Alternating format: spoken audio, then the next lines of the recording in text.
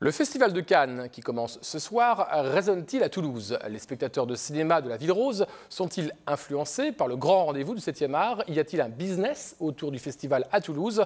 En tout cas, au CGR de Blagnac, certains montrent les marches du festival tout en étant à 536 km exactement de la Croisette. Un sujet de Marianne Ribaud et de Emilio Roda. Pendant 15 jours, le Festival de Cannes accueille plus d'une soixantaine de films. Les cinémas toulousains célèbrent aussi l'événement. Le CGR de Blagnac diffuse en simultané la cérémonie d'ouverture suivie du film hors compétition Grâce de Monaco d'Olivier Dahan.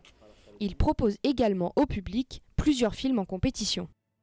L'effet Cannes, forcément, va attirer toute la frange de public qui eux, sont un peu plus pointus, ciblent un petit peu plus leurs films, vont voir un petit peu plus des films d'auteur, des films un peu plus qualitatifs.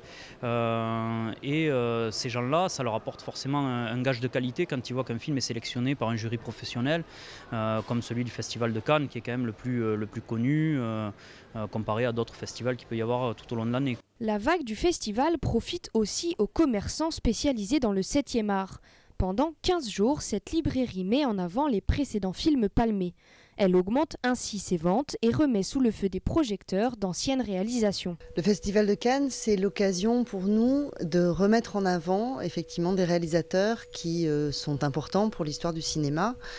Cette année, il se trouve que nous ouvrons un magasin spécialisé dans le cinéma exactement au moment de l'ouverture du festival.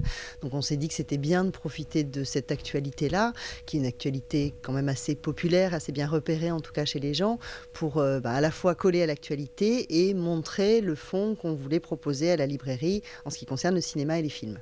The Homesman, Maps to the Stars ou encore 2 jours, 1 nuit des Frères Dardenne.